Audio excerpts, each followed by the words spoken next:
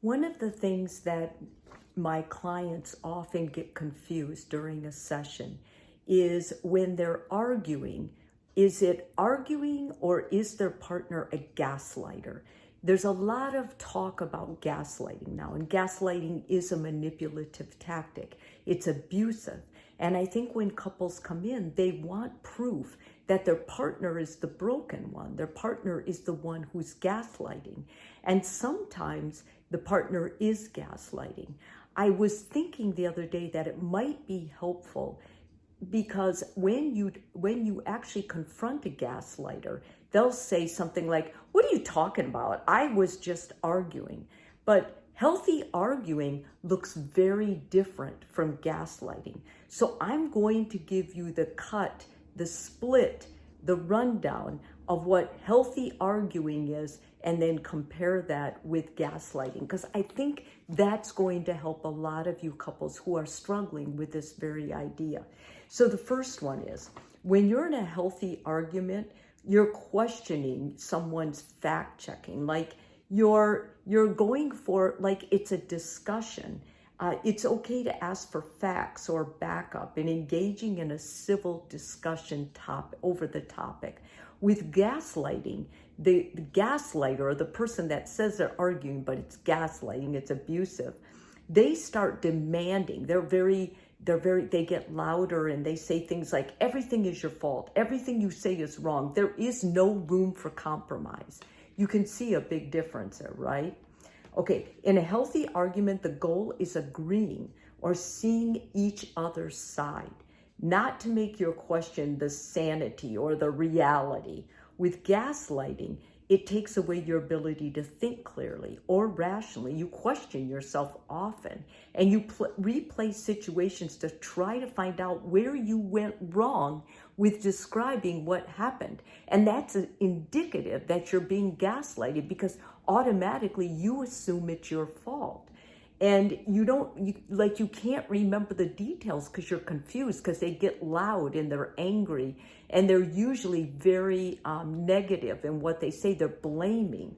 With a healthy discussion, the person might get under your skin and make you upset, but you know what they're saying isn't totally factual, and they are speaking from their point of view. So there's a grace there, and you can see that. With gaslighting, they make you defend yourself against accusations you know aren't true. You'll spend hours arguing or trying to make sense of things you know deep down you didn't do, because the gaslighter is accusing you.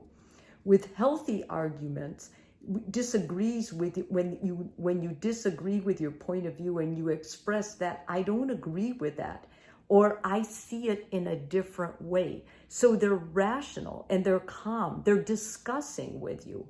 With a gaslighter, they tell blatant lies. They will say something or maybe even write it, and when confronted with evidence, say, "I never said that." So if you were to say something or you recorded, I've had clients bring in recording of their gaslighting partner, and their gaslighting partner will deny it in the session. And I'm like, "Well, that's your voice. I know that's you." But I swear to you, they will deny it, or they'll make up, "Well, it's out of context. You didn't hear all that happened before or after." It's because they're abusive, they're manipulative, and that's what they're doing. A healthy argument, someone communicating in a way that bothers you, this person seems to have a style of relating that doesn't work for you. So if you're in a healthy argument, you're able to say, "Okay, this person's way of discussing this isn't real healthy for me. I don't like it." And you're able to talk about that. Not so with a gaslighter. A gaslighter is going to point their finger, they're going to yell and say, "That's because you're nuts. It's all you. It's none of this involves me at all." That's blatant gaslighting.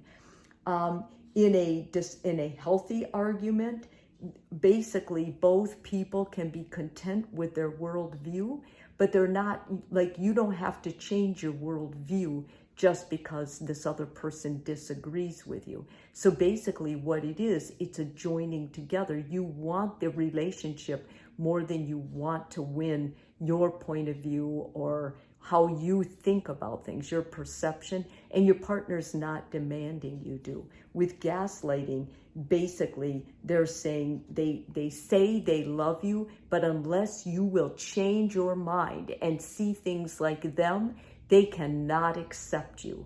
And now that's a lot different than a healthy argument, and you can see it. They are saying, unless you go along with everything they say, they want nothing to do with you. And it leaves you feeling dumbfounded, scared, especially if you have kids and you're home with those kids. And it also leaves you feeling threatened. And you indeed are threatened. That's because it's gaslighting.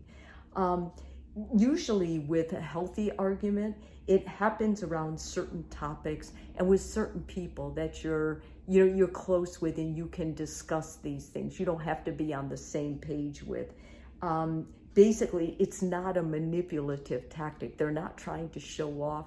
It's more that this is an area that you guys argue about, and it's because it's done respectfully in a healthy way. It doesn't make either person feel bad or like shameful about it. And with a gaslighting, they will use other people to make you feel bad. They'll say things like, even your friends think you're crazy. And many times they'll say that in front of your friends or family, and your friends and family feel threatened too, and they don't know what to say. And if they're to confront the gaslighter at that time, the gaslighter will include them in blatant lies and abusive talk and make them feel like they're about an inch tall. There is a huge difference between arguing and gaslighting. Healthy arguing and gaslighting, don't ever let a gaslighter partner tell you otherwise. Basically, they're trying to protect their manipulative space. And what your job is to confront that manipulative space and leave the relationship if they are unwilling to get help.